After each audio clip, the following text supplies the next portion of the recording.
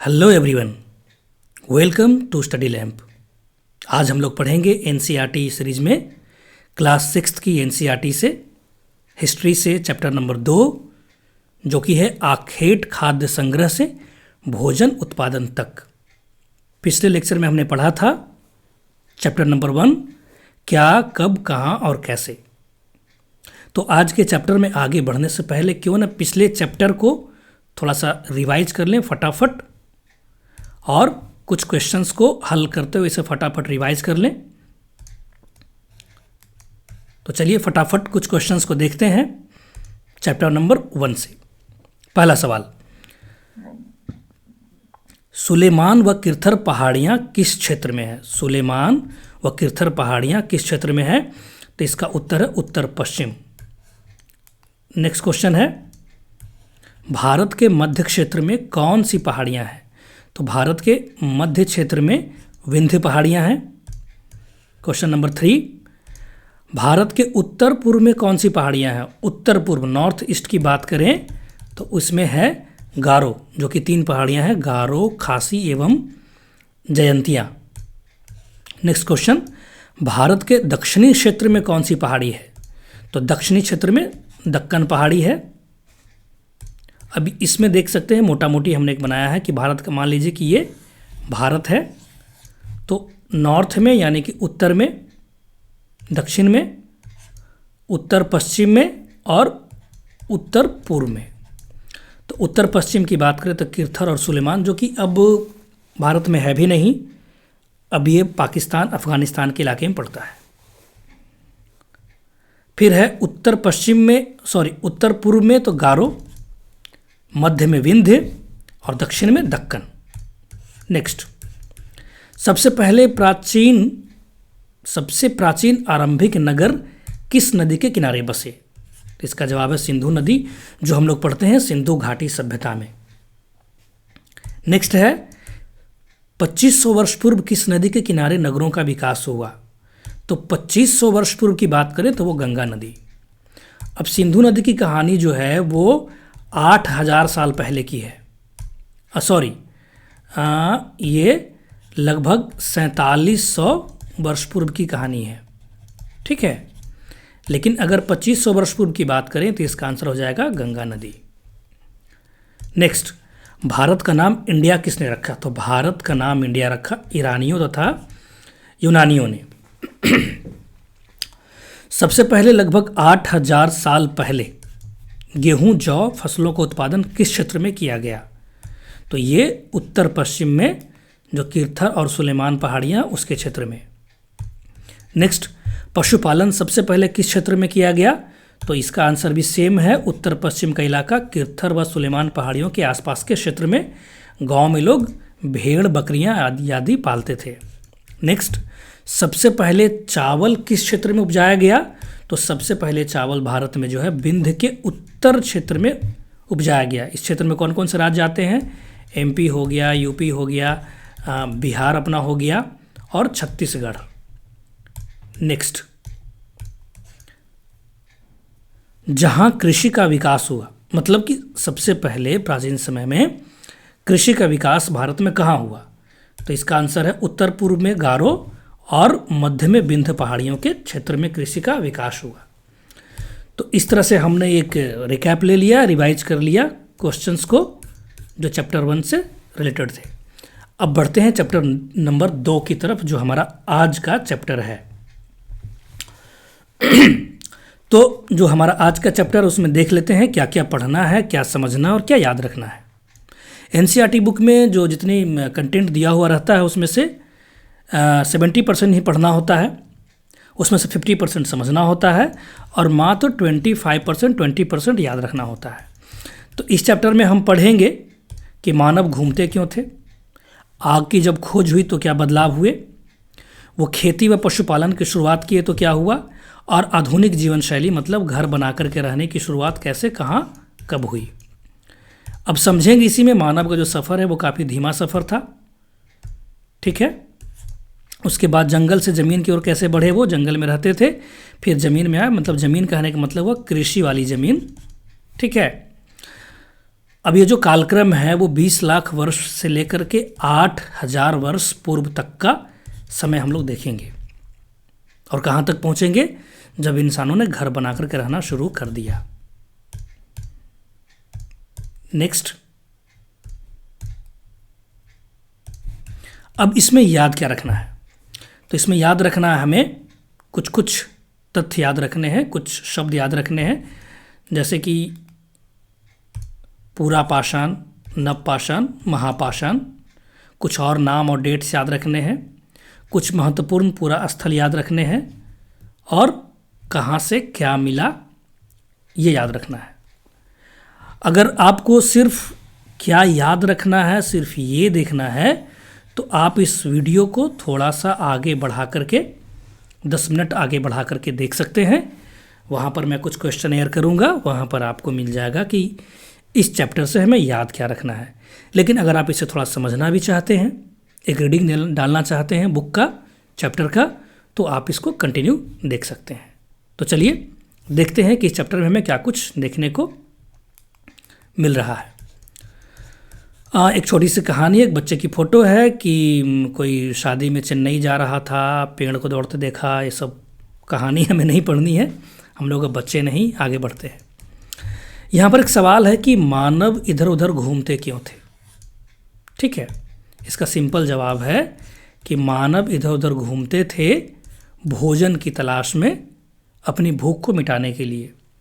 जब एक क्षेत्र में वो रहते थे तो उस क्षेत्र के अगर फल समाप्त हो गए तो दूसरे क्षेत्र में चले जाते थे वो फल ढूंढने के लिए, या फिर उनके शिकार समाप्त हो गए, जानवर ख़त्म हो गए, शिकार करते करते जानवर को ख़त्म कर दिया, तो फिर वहाँ से वो पलायन करके दूसरे क्षेत्रों में जाते थे शिकार करने के लिए। ठीक है, अब कुछ और रीज़न भी था, जैसे कि एक क्षेत्र में मौसम बदल गया तो एक मौसम में वहाँ पर उनको फल मिलता था खाने के लिए, फिर मौसम बदला तो उनको फल मिलना बंद हो गया, तो फिर मौसम के बदलाव के कारण वो दूसरे क्षेत्रों में जाते थे। कभी कभी सूखा हो गया या बाढ़ आ गया तो भी वो एक स्थान से दूसरे स्थान पर वो घूमते थे। ठीक है, फिर आगे ये सब है कि आखिर मानव के बारे में हमें जानकारी कैसे मिलती है। ठीक है, आखिर आरंभिक मानव, जो सबसे शुरुआती मानव थे, उनके बारे में जानकारी हमें कैसे मिलती है? तो उनके बारे में जानकारी हमें मिलती है कुछ इन चीज़ों से, जैसे कि ये पत्थर। ठीक है, कुछ कुछ छोटे छोटे पत्थर के टुकड़े जो मिलते हैं, उनसे हमें पता चलता है कि उस समय के मानव कैसे रहते थे, कैसे अपना जीवन जीते थे। इन पत्थरों का इस्तेमाल वो करते थे ज़मीन को खोदने के लिए, जानवरों की खाल से कपड़ा बनाने के लिए, वस्त्र बनाने के लिए, और कभी कभी लड़ाई झगड़े में भी इसका इस्तेमाल वो किया करते थे। चलिए अब आगे देखते हैं क्या है कि रहने की जगह को निर्धारित करना।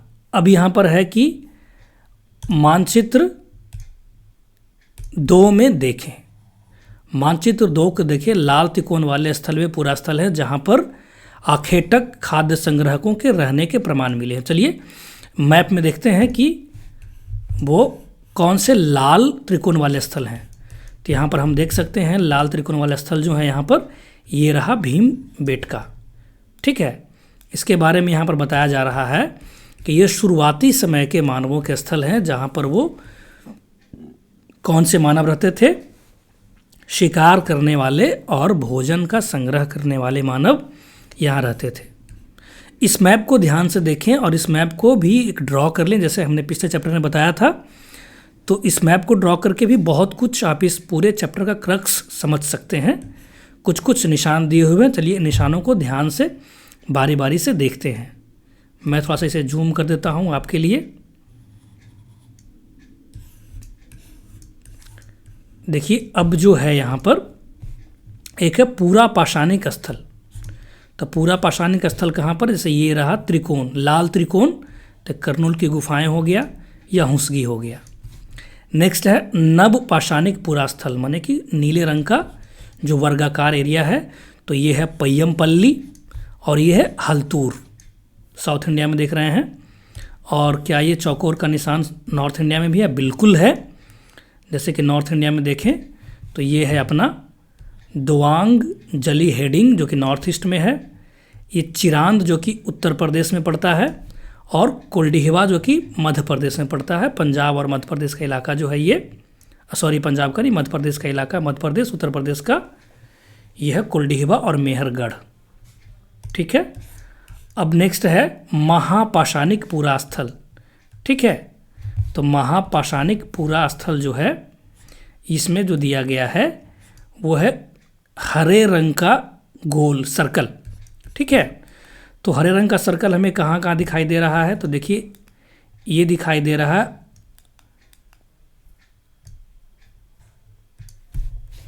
आदि चन्नलूर जो कि साउथ इंडिया में केरला के एरिया में है, और ये ब्रह्मगिरी ये भी साउथ इंडिया में है।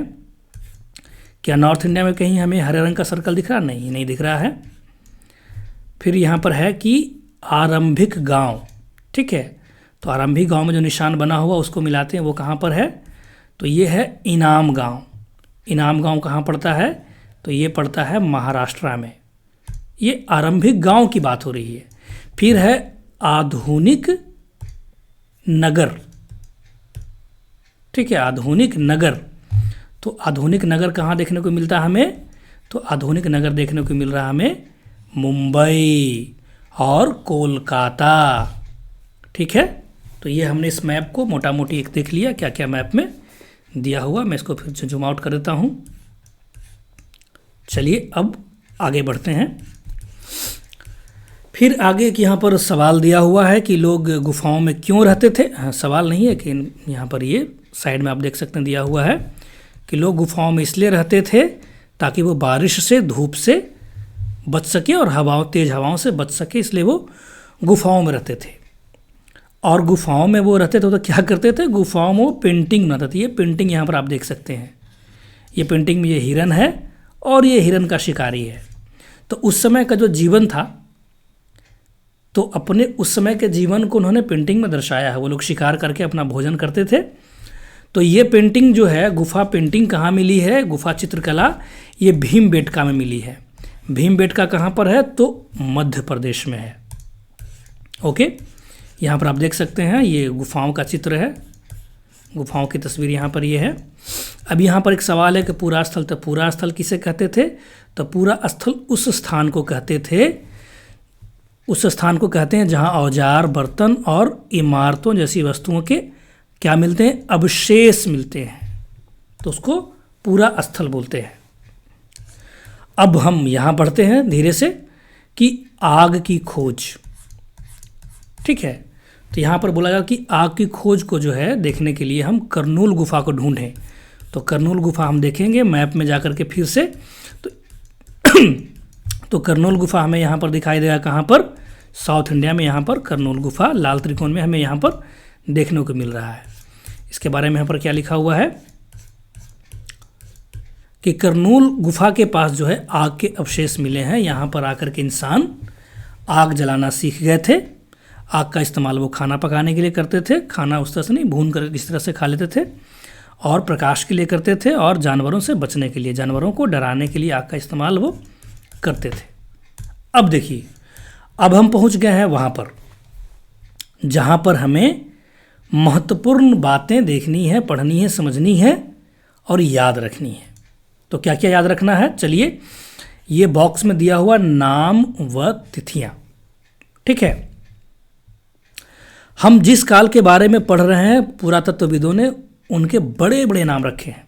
आरंभिक काल को वो मतलब जो हमारे अतीत में जो पढ़ रहे हैं प्राचीन समय में, तो आरंभिक काल को वो पूरा पाषाण काल कहते हैं। यह दो शब्दों पूरा यानी प्राचीन, पाषाण यानी पत्थर से बना है। ठीक है, यह नाम पूरा स्थलों से प्राप्त पत्थर के औजारों के महत्व को बताता है। पूरा पाषाण काल लगभग 20 लाख साल पहले से 12,000 साल पहले के दौरान का माना जाता है। ये डेट याद रखेंगे, पूरा पाषाण। ठीक है, पूरा पाषाण का मतलब क्या हुआ, पूरा पाषाण काल, इसका मतलब हुआ 20 लाख साल से लेकर के 12,000 साल के बीच की कहानी को पूरा पाषाण काल में हम देखते हैं। ठीक है, अब यहाँ पर दिया हुआ है कि इस काल को भी 3 भागों में विभाजित किया गया है। ठीक है, आरंभिक, मध्य एवं उत्तर पूरा पाषाण। पूरा पाषाण काल को भी 3 भाग में बांट दिया है, आरंभिक, मध्य और उत्तर। ठीक है, मानव इतिहास की लगभग 99% कहानी इसी काल के दौरान घटित हुई।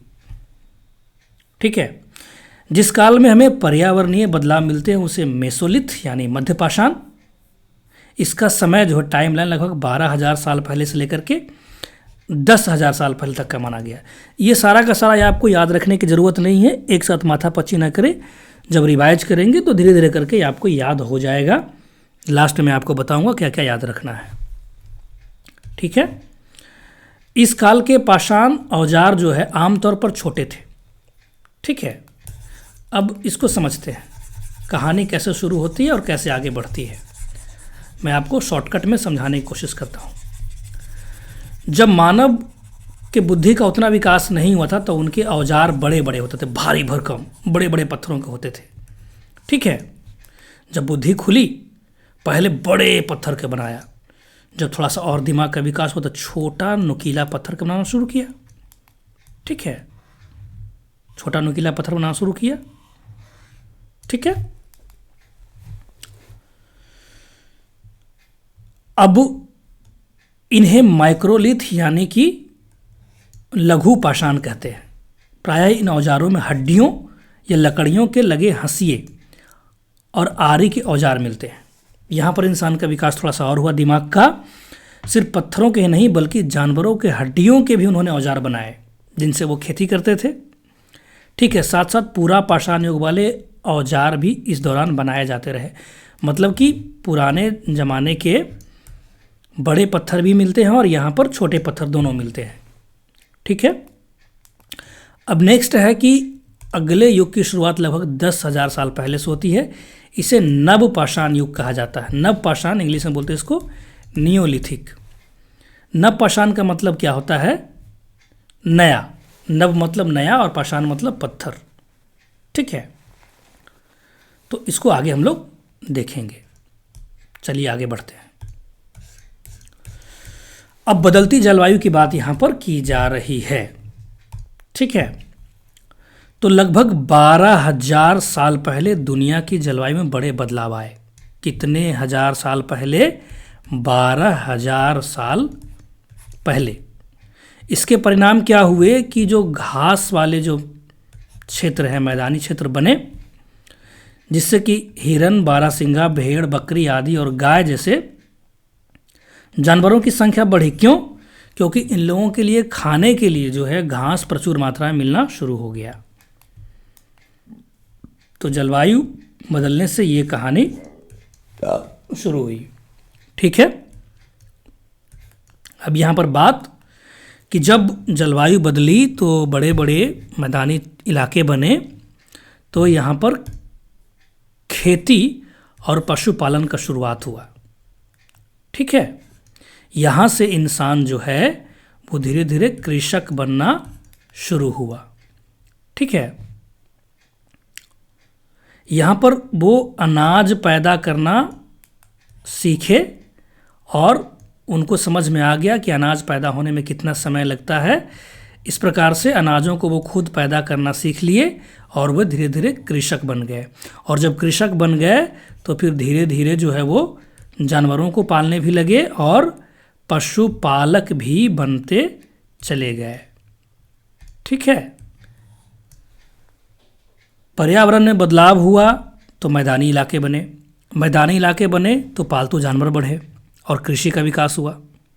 जब कृषि का विकास हुआ तो मनुष्यों ने पशुओं को पालतू बनाना भी शुरू कर लिया। ये रही कहानी यहाँ तक। चलिए फटाफट आगे बढ़ते हैं। यहाँ पर बहुत इंटरेस्टिंग फैक्टर दिया हुआ है कि इंसान किन जानवरों को पालतू बनाता है।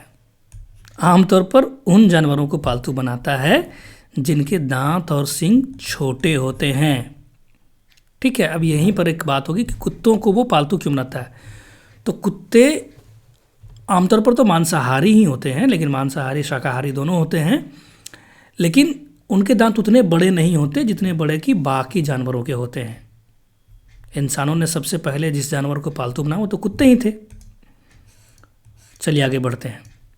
अब यहाँ पर एक टर्म दिया है आधुनिक जीवन शैली, नवीन जीवन शैली। नवीन मतलब नया जीवन शैली, मतलब क्या? नया जीवन शैली का यहाँ पर मतलब है जब पौधे उगने लगे तो उनकी देखभाल के लिए उन्हें एक ही जगह पर लंबे समय तक रहना पड़ा। जब वो खेती शुरू किए तो जब फसल तैयार होने में कुछ समय तो लगेगा, तो उन फसलों के पककर तैयार होने तक उन्हें रुकना पड़ता था। इसके लिए वो एक ही जगह पर बहुत समय तक रुकते थे, और जब एक ही समय पे मैदानी इलाके में उन्हें रुकना होगा तो इसके लिए उन्हें तो घर बनाना पड़ेगा। ठीक है, घर बनाने के लिए उन्होंने सीखा यहाँ पर आकर के। जब पशुपालन शुरू हुआ, कृषि शुरू हुआ, तब वो घर बनाना शुरू किया। और घर किस तरह के? जब अस्थायी रूप से एक इलाके में लंबे समय तक वो रहने लगे, लगभग मान लिया जाए कि एक फसल को तैयार होने लगभग 4 महीने लगते हैं। ठीक है, तो 4 माह तक एक इलाके में रहेंगे तो झोपड़ी वगैरह बनाएंगे ना, झोपड़ी बनाएंगे, घर बनाएंगे। घर किस तरह सबसे पहले बनाए तो एक घर का जो मिलता है गड्ढे के नीचे घर, जो कि बुर्ज होम में इसका घर का कुछ बचा हुआ घर मिला भी, जो कि कश्मीर में है। इन घरों को वो गर्तवास कहा जाता है। वो गड्ढे में घर क्यों बनाते थे? तो गड्ढे में घर बनाने से उनको ठंड के मौसम में सुरक्षा मिलती होगी। बाहर में ठंडा इलाका में, जैसे गेहूं की खेती ठंड के मौसम में होती है ना, तो गेहूं की खेती वो करेंगे तो बाहर बहुत ठंड होगी, तो ठंड होने लगेगी, तो वो ज़मीन खोद करके गड्ढे में घर बनाएंगे अंडरग्राउंड। तो अंडरग्राउंड घर बनाएंगे तो उनको वहाँ पर ठंड कम लगेगी। ठीक है, अब यहाँ पर आप जो ये देख रहे हैं, यहाँ पर वो क्या दिखाई दे रहा है? पत्थर दिखाई दे रहा है, लेकिन ये पत्थर नहीं है, ये उस ज़माने के औजार हैं, कल पुर्जे हैं, इन्हें कहेंगे तो मशीनें हैं। ये उस ज़माने की मशीनें हैं। ठीक है, चलिए अब नवपाषाण काल में कुछ मिट्टी के बर्तन भी मिलते हैं। ठीक है, जैसे कि ये जो मृदभांड यहाँ पर मिल रहा है, इसमें जो है लोग बर्तनों में खाना बनाना सीख गए थे। हंडिया में खाना बनाते हैं ना, हांडी में, तो इसमें खाना बनाना सीख गए थे और इसमें अनाजों को रखना भी सीख गए थे।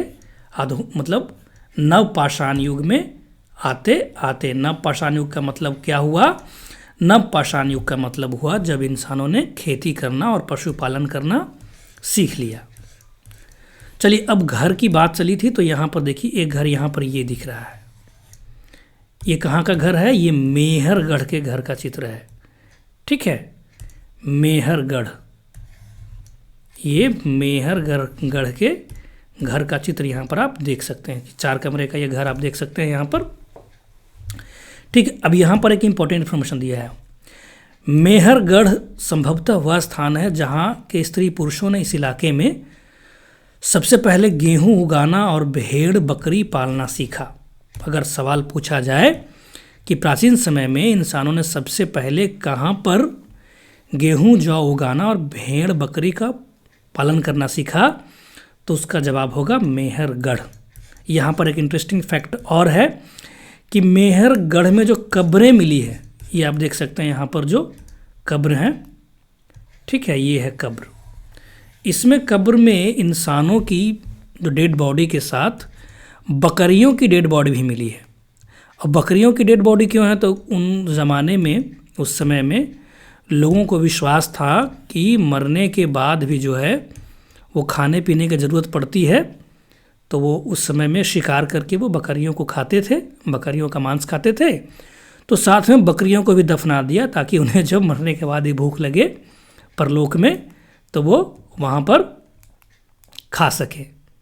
ठीक है, चलिए अब ये जो लाशों, इंसानों की लाशों के साथ बकरियों को दफनाने का जो साक्ष्य मिला है, वो कहाँ मिला है? तो ये भी मेहरगढ़ में ही मिला है। ठीक है, अब यहाँ पर एक गुफा का चित्र दिया हुआ है, कहाँ की गुफा है, तो फ्रांस की गुफा का है। तो इससे ज़्यादा हमें माथा पच्ची करने की ज़रूरत नहीं, बहुत रंगीन गुफा, इसको यहाँ पर छोड़ देते हैं, हमें फ्रांस से क्या लेना देना। तो इस तरह से हमारा चैप्टर यहाँ पर ये समाप्त हो जाता है। लास्ट में कुछ उपयोगी शब्द दिया हुआ है, तो उन शब्दों को रिवाइज कर लेते हैं फटाफट। पहला है आखेटक खाद्य संग्राहक, इसका मतलब हुआ शिकार। आखेटक मतलब शिकार करने वाला, और खाद्य संग्राहक मतलब भोजन को इकट्ठा करने वाला। पूरा स्थल, वो स्थल जहाँ पर प्राचीन वस्तुएं मिली हैं। उद्योग स्थल, तो ये आधुनिक समय में आ जाएगा, जहाँ पर उद्योग का स्थापना हुआ। आवासीय स्थल मतलब जहाँ पर इंसान रहते थे। पूरा पाषाण, हमने बताया था, पूरा पाषाण का पूरा डिटेल बताया था। वो समय जब इंसान पत्थरों का, मतलब पूरा पाषाण मतलब हुआ पत्थरों का युग। जैसे हमने इस बॉक्स में यहाँ पर पढ़ा था, पत्थरों का युग कहाँ गया कहाँ गया कहाँ गया, हाँ, पूरा पाषाण का मतलब हुआ प्राचीन पत्थर। ठीक है, तो प्राचीन पत्थरों का जो अवशेष जहाँ मिला है, तो जिन क्षेत्रों से मिला है उन क्षेत्रों को पूरा पाषाण क्षेत्र के रूप में पहचान किया गया, उनको नाम दिया गया है। चलिए नेक्स्ट, मध्य पाषाण। तो मध्य पाषाण पूरा पाषाण के बाद का समय। लघु पाषाण मतलब वो समय, मध्य पाषाण भी जो है वो पूरा पाषाण के बीच का ही। मध्य पाषाण, सॉरी, पूरा पाषाण को 3 पार्ट में बांटा गया। ठीक है, पूर्व पाषाण, मध्य पाषाण और उत्तर। ठीक है, और पूरा पाषाण के बाद का टाइम लघु पाषाण, मतलब जब छोटे छोटे पत्थर।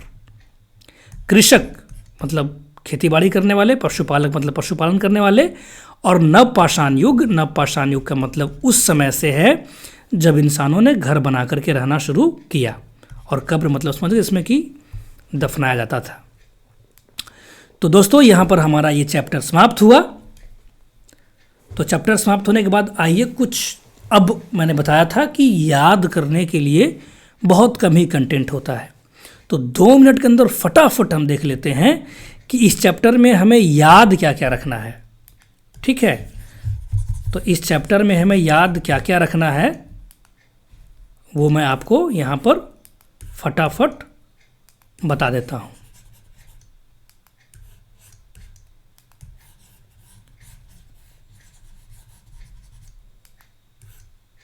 चलिए, हमारा चैप्टर आखेट संग्रह से भोजन उत्पादन तक, तो ये हमने पढ़ा, और इसमें से कुछ महत्वपूर्ण तथ्यों को देखते हैं। ठीक है, पहला, पूरा पाषाण यानी कि पैलियोलिथिक। तो पूरा पाषाण काल के पूरा स्थल, आर्कियोलॉजिकल साइट कहाँ मिले हैं, तो पूरा पाषाण के जो पूरा स्थल हमें मिले हैं वो मिले हैं भीमबेटका, मध्य प्रदेश में जो भीमबेटका में गुफाएं हैं वहाँ मिले हैं। यहाँ पर भीमबेटका गुफा में शिकारियों द्वारा बनाए गए चित्र के निशान हमें मिलते हैं। नेक्स्ट, पूरा पाषाण काल में लोग किस नदी घाटी के पास रहते थे, तो पूरा पाषाण काल में लोग नर्मदा नदी घाटी के पास रहते थे। शुरुआती कृषकों व पशुपालकों, अब कृषि की बात हुई तो नवपाषाण काल की बात हो गई। तो शुरुआती कृषकों व पशुपालकों के साक्ष्य सबसे महत्वपूर्ण वाले किस क्षेत्र में मिले हैं, तो ये मिले हैं पश्चिमोत्तर क्षेत्र में। पश्चिम उत्तर जो कि भारत के अभी कहेंगे तो कश्मीर का क्षेत्र है, वहाँ मिले हैं, तथा पूर्वी भारत में तथा दक्षिणी भारत में। अब देखिए इस क्षेत्र को एक सेकेंड के लिए हम अपने मैप में देख लेते हैं। ठीक है, कहाँ गया हमारा मैप, ये रहा मैप।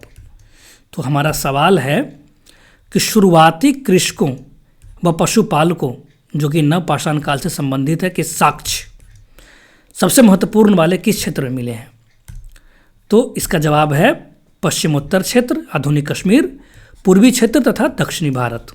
देखते हैं। तो पश्चिमोत्तर क्षेत्र में यहाँ पर हमारा ये मेहरगढ़ हो गया, ठीक है। और पूर्वी भारत में यहाँ पर हमारा ये दाओजली हेंडिंग, चिरांद, कोल्डिहवा, ठीक है। और नीचे पय्यमपल्ली, हल्तूर। ओके, नेक्स्ट, गड्ढे के नीचे घर, गर्तवास के साक्ष्य कहाँ मिले हैं? तो गड्ढे के नीचे घर, गर्तवास के साक्ष्य मिले हैं बुर्जहोम में, जो कि कश्मीर में पड़ता है। सबसे पहले जौ गेहूं उगाने तथा भेड़ बकरी पालन करने के साक्ष्य कहाँ मिले हैं? तो सबसे पहले जौ गेहूं उगाने और भेड़ बकरी पालन करने के साक्ष्य मिले हमें मेहरगढ़ में। और ये मेहरगढ़ अभी की बात करें तो ये पाकिस्तान के इलाके में, यहाँ पर मुझे थोड़ा सा कन्फ्यूजन हो गया। मेहरगढ़ मेहरगढ़ मेहरगढ़ ढूंढते हैं, मेहरगढ़ कहाँ है? तो ये रहा मेहरगढ़, ठीक है। हाँ, तो ये मेहरगढ़ जो है पाकिस्तान के इलाके में पड़ता है। तो दोस्तों, ये था हमारा आज का चैप्टर। तो आज हमने पढ़ा एनसीईआरटी 6th हिस्ट्री का चैप्टर आखेट खाद्य संग्रह से भोजन उत्पादन तक। तो मिलते हैं अगले वीडियो में, अगले चैप्टर में। जय हिंद।